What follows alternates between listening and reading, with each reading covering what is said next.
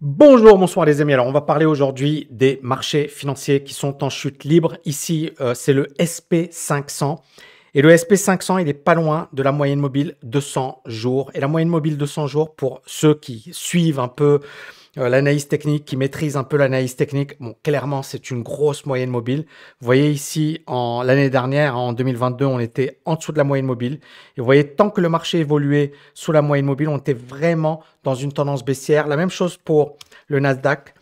Quand le Nasdaq a cassé la moyenne mobile 200 jours, on s'est retrouvé dans une dynamique très baissière. Donc la moyenne mobile 200 jours, elle est très très importante en ce qui nous concerne.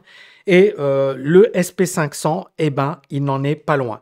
Par contre, le Nasdaq, il est encore éloigné, il a encore de la marge. Ça s'explique par des valeurs comme Meta, comme Apple, vous voyez, qui ont un peu de marge, mais même Apple, et là c'est très très important, rappelez-vous, hein, il y a près d'un mois, j'avais commencé à dire que ça puait parce qu'on avait cassé effectivement une grosse zone de support. On a eu un rebond et là, on est en train de casser. Cette zone de support est très très importante sur Apple. Je vais vous montrer à quoi ça ressemble. Vous voyez ici, on est sur des plus hauts historiques, d'accord? Et on les a cassés. Et là, on joue avec. Donc, c'est une zone de support. Et si on la casse, clairement, voilà, ça craint pour le titre Apple. Alors, pourquoi ça baisse? Qu'est-ce qui explique quels sont les catalyseurs de la baisse du marché? Tout d'abord, la hausse des taux d'intérêt. Hein, il ne faut pas oublier que les taux d'intérêt s'expliquent, la hausse des taux s'explique par la Fed, par l'inflation plutôt, mais également par la Fed qui est obligée d'augmenter les taux d'intérêt pour calmer l'inflation. Mais en augmentant les taux d'intérêt, elle freine l'économie et ça a également un impact sur la bourse. Très très important, aujourd'hui, on peut avoir du 5% de rendement sans risque. 5% de rendement sans risque. Pourquoi acheter des actions alors qu'on n'a pas besoin d'acheter des actions pour avoir du rendement? Les actions à dividendes, alors moi j'adore les actions à dividendes, mais clairement, aujourd'hui, c'est pas le meilleur moment, ou alors il faut attendre de vraies opportunités, et ça va être le cas. Mais aujourd'hui, le fait que les taux d'intérêt soient aussi importants fait que ça pèse sur la bourse. On a également des raisons économiques, hein.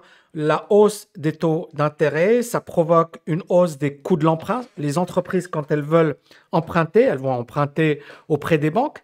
Et donc, elles vont payer beaucoup plus cher. Et donc, ça va les dissuader et les décourager à investir et à effectuer certains investissements. Une autre donnée, le taux de chômage et notamment les offres d'emploi aux États-Unis, on sent que le marché de l'emploi, il n'est pas encore en mode c'est cool, on a encore une tension sur le marché de l'emploi et donc ça risque de peser sur l'inflation. Un autre facteur important, c'est que la Chine se reprend difficilement sur un plan économique et il y a également énormément d'incertitudes politiques. Bien évidemment, la Russie, l'Ukraine, les BRICS, etc., etc., etc. Alors, cette hausse des taux d'intérêt, elle a un impact d'effet domino sur les obligations et sur la monnaie. Sur les obligations, puisque les taux, les rendements des bons du Trésor vont atteindre et ont atteint de nouveaux sommets, on estime que les taux vont atteindre les 5% dans un avenir proche. Et ça permet de comprendre pourquoi les obligations s'effondrent. Alors, il y a plein de gens qui me disent, Tammy, qu'est-ce que tu en penses? Est-ce que ça vaut le coup? Et moi, ça fait plusieurs mois, encore une fois, à mes étudiants, hein, donc ma communauté en interne, et je l'ai également dit sur YouTube, là, je leur disais, il ne faut pas acheter les obligations. Et on a eu effectivement un effondrement des obligations.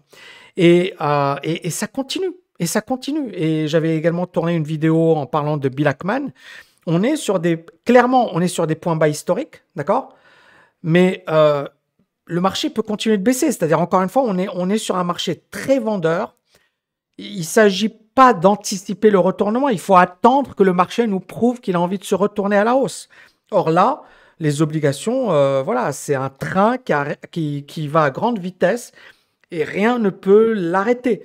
Donc, ceux qui veulent acheter des obligations, encore une fois, pourquoi pas, si vous êtes dans une optique 1 an, vous savez, les obligations, encore une fois, ce sont des emprunts effectués par des États, effectués par des entreprises.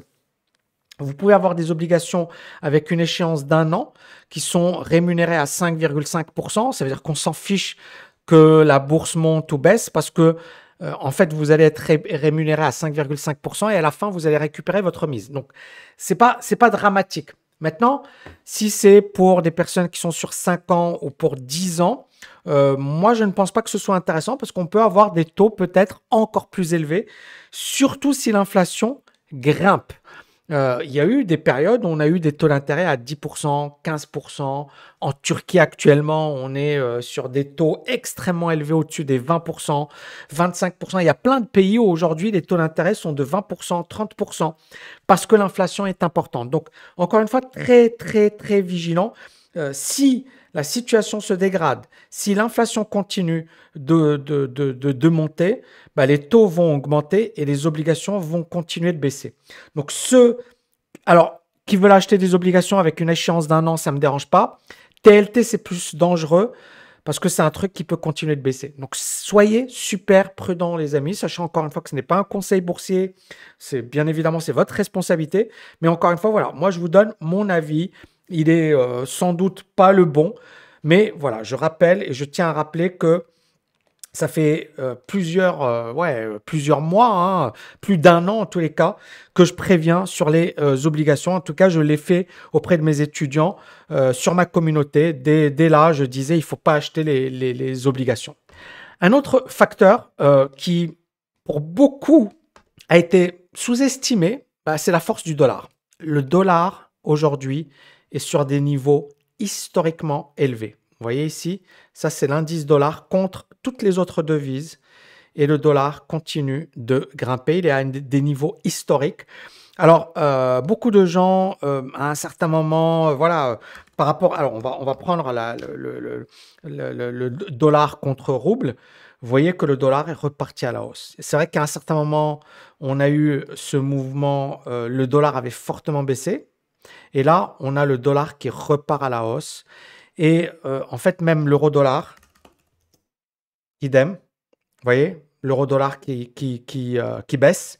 Et vous prenez le dollar contre n'importe quelle monnaie. Regardez ici le dollar contre la monnaie turque. C'est la catastrophe. La Turquie, c'est catastrophique ce qui se passe, hein. Regardez ici, ça valait 8,50, c'est ça, en 1er septembre 2021. Et là, ça vaut 27 lire turques. Donc, 1 dollar qui valait 8 lire turques. Et là, 1 dollar vaut 28 lire turques. Donc, je vous laisse calculer, mais la monnaie turque s'effondre littéralement sous nos yeux. Si on veut avoir l'autre... alors, je ne sais pas, voilà, c'est incroyable, regardez. C'est l'effondrement total. L'effondrement total de la monnaie turque. Donc, c'est quoi pourquoi je vous en parle? Parce qu'on importe les matières premières, vous êtes d'accord avec moi, en dollars. Beaucoup disent le dollar, il est foutu, etc. Peut-être dans 5 ans, peut-être dans 10 ans, peut-être dans 15 ans. Mais en tous les cas, aujourd'hui, le dollar, il est toujours présent. D'accord? Les gens qui me disent, ça y est, le dollar, il est mort et tout. Exactement. Le dollar, il est tellement mort qu'il explose à la hausse contre toutes les autres monnaies. L'indice du dollar qui atteint un sommet. Et les matières premières, c'est-à-dire le pétrole, toutes les matières premières sont libellées en dollars. Ça veut dire que la zone euro, ça va être chaud, mais pour le monde entier, ça va être chaud. Parce que le dollar qui se valorise, ça veut dire que tous les pays de la planète qui importent leur dollar, leur pétrole ou des matières premières, le blé en dollars, et avec un dollar qui coûte plus cher, ça veut dire que les importations vont coûter plus cher. Ça veut dire que ça va aggraver encore une fois l'inflation dans de nombreux pays. Est-ce que la situation elle est susceptible de s'aggraver? On a toujours de la part de la Fed ce risque de hausse des taux, hein. La Fed, elle est toujours prudente et clairement, les taux ne vont pas ralentir. Et si l'inflation continue de grimper, on va continuer d'augmenter les taux d'intérêt. Donc, vous l'avez compris, moi, je suis très, très prudent sur la bourse. D'ailleurs, personnellement, je suis sorti du gros de mes positions, d'accord? parce que je sentais qu'on était rentré dans une configuration un peu dangereuse, hein. Voilà, je préfère le dire honnêtement. Et je pense qu'il va falloir être, c'est-à-dire que j'ai bien joué le mouvement à la hausse en travaillant avec des options. Donc j'ai bien joué ce mouvement. J'avais acheté du Microsoft. Alors, j'ai travaillé qu'avec des options, hein. Je vous invite à regarder ma vidéo sur les options. Microsoft, Adobe, Amazon, etc. Donc, des valeurs qui sont très, très bien comportées. Je vous montre Amazon. Mais vous voyez que là, ça commence à corriger. On commence à avoir des corrections. Maintenant, pour moi, c'est en fait la vraie question qui va se poser, c'est est-ce qu'on est juste en train de faire une petite correction, d'accord? Une petite correction et ensuite on repart à la hausse, ou est-ce qu'on va avoir une correction plus profonde? J'en sais rien. Warren Buffett n'en sait rien. Personne n'en sait rien. Maintenant, je sais que moi, là, j'avais quand même des probabilités, ça me paraissait hyper intéressant. Ici, j'ai la convergence de deux éléments. Premièrement, sur un plan fondamental, vous voyez ici Microsoft, ce qui est en noir, c'est la valeur fondamentale. Par là, c'était sous-évalué. Et là, on est autour de la valeur fondamentale. Donc, il y a premièrement cet aspect qui est pas mal d'actions, elles sont autour de leur valeur fondamentale. Apple notamment, etc. Deuxièmement, sur un plan technique, je vous ai dit que voilà, ça, pour moi, ça sentait pas bon. Et puis, bien évidemment, on a le côté taux d'intérêt qui sont extrêmement élevés. On a voilà, un ralentissement de l'économie et surtout l'inflation qui est toujours là. Donc, clairement, on a eu une très belle reprise sur pas mal d'actions. Je vous montre également Apple parce que ça va être intéressant pour vous de voir quel est mon raisonnement. Vous voyez, Apple également, on est autour de la valeur, hein. Ici, c'est assez clair. On est autour de la valeur. Voilà, on est autour de la valeur. On a même été légèrement au-dessus. Donc voilà, c'est-à-dire les personnes qui ont acheté par là, prendre ces bénéfices par là, c'est cool. C'est ce que j'ai fait moi. C'est-à-dire j'ai pris du Amazon, j'ai pris du Apple, j'ai pris du Adobe. Alors bien sûr, il y a encore un peu de marge, mais vous voyez que Apple, on est à la valeur, que Microsoft, on est à la valeur. Donc pour moi, voilà. Et là, c'est quoi comme valeur? Adobe, super, on est à la valeur. Donc c'est super. C'est-à-dire, je suis sorti de toutes ces actions. Moi, je me suis positionné en début d'année, hein, donc par là, d'accord? Et là, je suis sorti de pas mal de mes positions. Voilà, parce que j'ai atteint mes objectifs. Alors, j'ai fait quelques conneries, j'en parlerai peut-être dans une autre vidéo. J'ai acheté des valeurs qui, sur un plan fondamental, étaient sous-évaluées. Je prends par exemple PayPal, d'accord? Elle était sous-évaluée, mais sur un plan technique, c'était pourri. C'est-à-dire, il n'y avait pas le côté technique. Donc, vous voyez, c'est pourri PayPal. Donc, moi, je suis en train de la gérer là. Mais voilà, mais sinon, je suis aux alentours de 7-8%. Et je pense que, allez, je pense qu'on devrait être à 9-10% avant la fin de l'année. Parce que j'ai également investi mon cash. Donc, ça me permet effectivement de capitaliser sur les deux trucs. Maintenant, encore une fois, ça ne veut pas dire que le marché il va baisser. Ça ne veut pas dire que le marché ne va pas se reprendre à la hausse. Moi, je surveille, hein. Peut-être que je me repositionnerai à l'achat. Explique de manière rationnelle ce que j'ai fait, c'est-à-dire que voilà, on était en début d'année, hein. Moi, je me suis positionné par là sur Microsoft. Et par là, voilà, j'aurais dû sortir par là, et je suis sorti par là. Voilà. Bon, c'est pas méchant, voilà, c'est maintenant clairement si Microsoft baisse un peu et si le marché se reprend, peut-être que je me repositionnerai. Et si le marché il se crache bien, et ben voilà, je suis sorti peut-être au bon moment et j'attendrai un meilleur moment pour me positionner. Donc ça c'est pour les actions, hein. Encore une fois, je suis pas trop content de moi, mais je suis pas non plus voilà, je pense que j'ai géré comme il le fallait. Ensuite, je vais revenir sur le gold. L'or, alors c'est intéressant hein, parce qu'on a toujours de l'inflation, mais l'or ne veut pas partir. Et là, encore une fois, les amis, pour ceux qui ne font pas d'analyse technique, vous faites une énorme erreur. Parce que l'analyse technique, par exemple, moi, pourquoi je ne suis pas chaud sur l'or? Parce qu'on est autour d'une grosse résistance, on n'a aucun momentum. Et pour moi, c'est dangereux. Donc pour le moment, je ne suis pas chaud sur l'or. Idem pour le Bitcoin. Vous voyez, on est bloqué autour d'une grosse zone de résistance. Alors, c'est pas mal et tout, mais pour moi, j'attends vraiment une hausse. Pourquoi? Parce que j'ai pas envie de rester dans ce piège. Chacun son style, je respecte. Mais on peut rester, vous voyez ici par exemple, quand en 2017, Bitcoin, il a baissé. Et puis ici, vous voyez, on a eu une grosse stabilisation. Et puis là, on a eu une baisse. Et cette baisse, elle a évacué tout le monde du marché. Tout le monde a paniqué.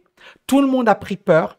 Et ensuite, tranquillement, le marché est reparti à la hausse. Ici, j'étais haussier et beaucoup de mes étudiants à la TKL étaient haussiers. Ensuite, ici, on a eu une hausse. On s'est bien cassé la figure. Ici, moi, j'étais super prudent et j'ai aucune honte, aucun regret. Et puis par là, moi, ça redevenait intéressant.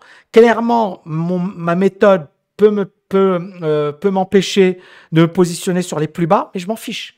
Ça, c'est ma méthode. Ma méthode, elle me permet de me positionner quand ça vaut le coup. Et là, en l'occurrence, pour moi, il fallait pas toucher. Et là, ça devenait hyper intéressant. Donc, c'est mon style.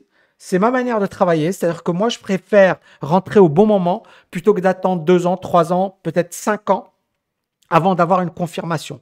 Premièrement. Deuxièmement, vous avez vu, l'or qui est pas top, les indices qui sont pas top, les obligations, c'est du jamais vu, les amis. C'est du jamais vu. Généralement, quand les obligations s'effondrent, les actions montent. Mais là, en fait, tout va dans le même sens. Le Bitcoin, bon, il ne s'effondre pas, le Bitcoin. Il ne s'effondre pas. Mais c'est pas génial. Il y a Coinbase, alors je la surveille, cette action. Mais Coinbase, vous voyez, là, on a eu une belle reprise et puis arnaque. Et beaucoup de gens ont dit, ça va exploser. Parce que moi, j'avais fait une vidéo où je disais, c'est pourri. Mon avis, il est toujours le même. Hein. Sur un plan fondamental, le chiffre d'affaires, il est de 3 milliards. Elle perd 2 milliards. Je suis désolé, c'est pourri comme action. Hein. Sur un plan fondamental, hein, à part sur un plan technique, par contre, on peut avoir des choses intéressantes. Mais pour le moment, on est baissier. Et ici, voilà, voilà, moi, je suis patient. Idem, il y a d'autres actions sur les cryptos. Riot, ça s'effondre. On perd combien aujourd'hui? On perd 9%. On a MSTR, on a beaucoup de valeurs crypto qui s'effondrent, qui perd 3,32%. Donc, on a pas mal de l'Ethereum. Donc, moi, je suis encore en mode stand-by. Et vous voyez, ça, c'est la moyenne mobile en rouge, la moyenne mobile 200. Et vous voyez, on est toujours en dessous. On a une grosse bougie, là, et puis rien. Donc, patience. Et vous voyez, et encore une fois, moi, c'est pas que je parle, je vous le prouve. Regardez, il n'y a rien. Donc, la personne ici, ça, c'était quand? C'était août 2023. Et là, on est en octobre 2023 et il n'y a toujours rien. D'accord? Patience, les amis. Patience. Ceux qui sont positionnés, bon, ben, ceux qui ne sont pas positionnés, patience, patience, patience. Et regardez là, pour vous montrer un peu la puissance de cette moyenne mobile de 100 jours, qu'on est en dessous. Donc ici, je vais mettre en... ouais, allez, on met comme ça. Regardez, ici. Là, c'est magnifique. On est d'accord? Et quand on casse, c'est là où ça devient... C'est devenu intéressant. On a eu une reprise et là, on est en dessous. Donc, cette moyenne mobile de 100 jours, il faut vraiment, vraiment, vraiment la surveiller. Elle est très importante. Tant qu'on est en dessous, il ne faut pas toucher. Et après, quand on est au-dessus, ça ne veut pas dire qu'il faut acheter, mais ça veut dire que ça redevient intéressant. J'espère que vous avez kiffé, les amis. Si c'est le cas, faites-moi exploser les likes et je vous dis à bientôt. Ciao, ciao, ciao. Et soyez prudents parce que moi, je suis sorti de quasiment toutes mes positions. J'en ai encore quelques-unes, d'accord? Parce que je les gère. Bon, c'est des options, mais voilà, je les gère si je les coupe maintenant, je prends une perte. Si je les coupe et en même temps je suis tranquille, c'est-à-dire j'ai plus rien à gérer. Et ma performance elle est de 7-8% depuis le début de l'année, ce qui est super honorable. Hein.